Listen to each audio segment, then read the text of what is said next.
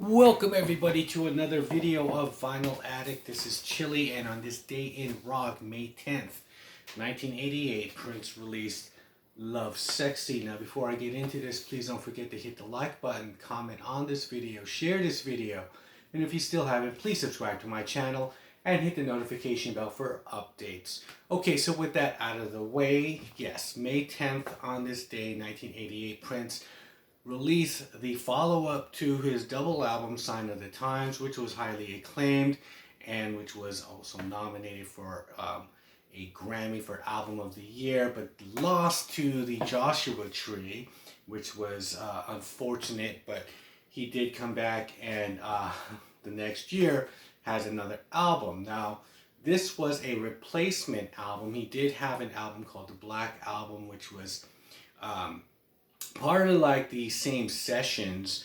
However, he felt like it was released, but then he shelved it really quickly, and there were some copies that went floating around out there, and they're worth a lot of money. And if you could get some of those, I've seen one for like $24,000 before on eBay, and it was just a real authentic Black album. And it's just black, everything is black, there's no sticker, no nothing. That it was pretty much the Smell the Glove album, which was what Spinal Tap was had in their rockumentary or mockumentary. And so he did the Black album first. Prince did in 1988. Prior to being a household name with Metallica, it was a Prince album called the Black Album. So, however, because he felt the album was really dark, and if he was to die at that time, he didn't want that last album him to be remembered by that album. So he shelved that one and he put this one out, LoveSexy. And this album, when it was released, like in the CD format, it's only on one track. So you got 10 songs here. I Know, Alphabet Street, Glam Slam, Anastasia, Dance On, LoveSexy, When Two Are in Love, I Wish You Heaven and Positivity. It's all in one track at 47, clocking in I think like 45 minutes and 7 seconds. You cannot skip track to track. Now, the lead-in single was Alphabet Street, which is the second track. Now, on his music video that he put out for this song, there's a lot of text going around of the lyrics of the song, and it will say, "Please don't buy the Black Album." There'll be little messages in there because he did not want to stand behind the Black Album. But even though he did, when he toured with the LoveSexy album and toured, he did play some Black Album songs on that show. He played Bob George and When Two Are in Love, which is the only song that's both on the Black Album and on LoveSexy. He played that, and he also played Super Funky Califragisexy, which is a great song. But the Black Album is an awesome album. I always felt like these two are connected in a sense, and if it's 35 years today that this is out, I don't know why the estate won't just put them together and have, just like one whole album, like a double album with these. And even just keep both When Two Are in Loves are in there. But however, because this is in 45 minutes, and what Prince's vision was for the listener to hear the album from beginning to end, and he was at this time against the system of making singles, and that's why this one and his follow-up Glam Slam, they're just it's just in a plastic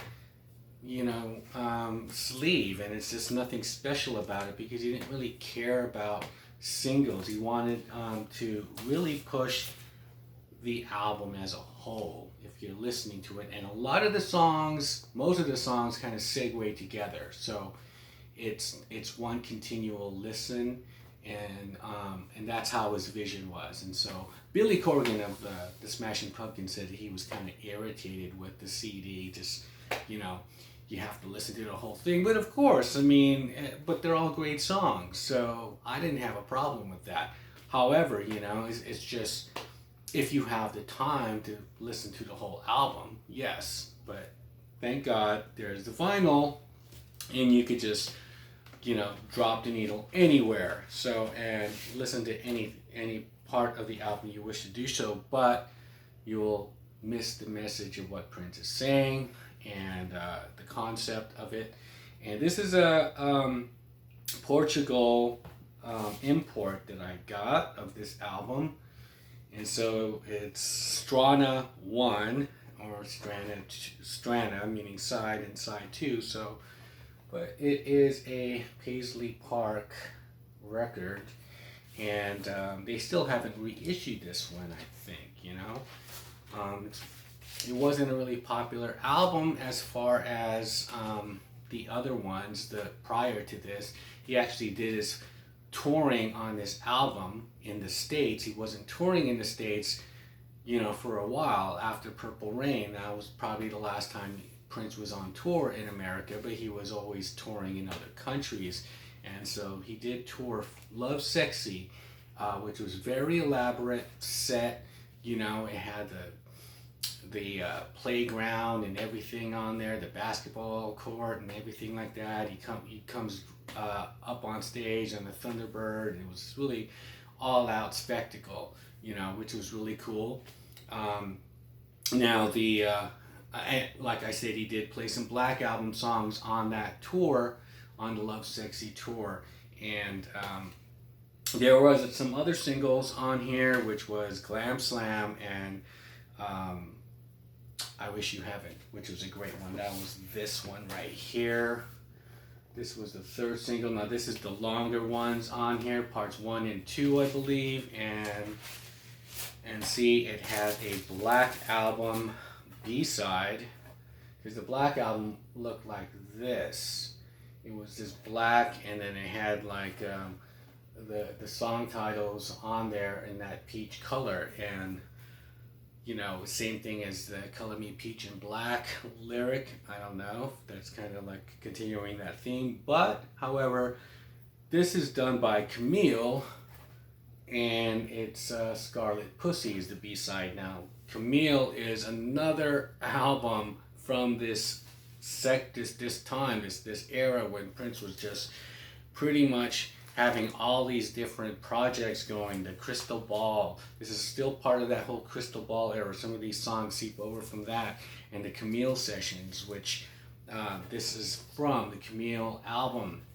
I don't know, and I believe Jack White is going to be releasing that album finally on his record label, and that has songs from has Housequake, and has some of the B-sides from the Sign of the Times era. But so that's why the Camille song is a B-side here on this LoveSexy era.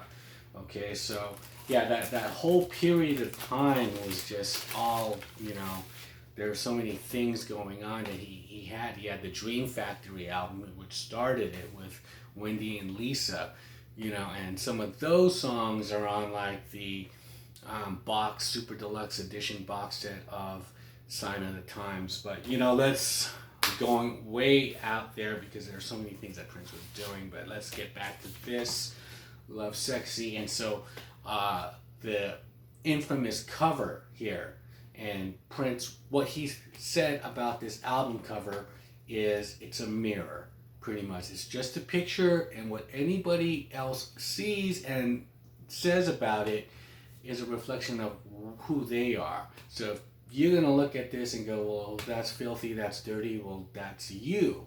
He's pretty much saying, I myself, when I see this, and when I first saw this, you know, and the whole theme of the album and listening to it, it's an album of spirituality, of course.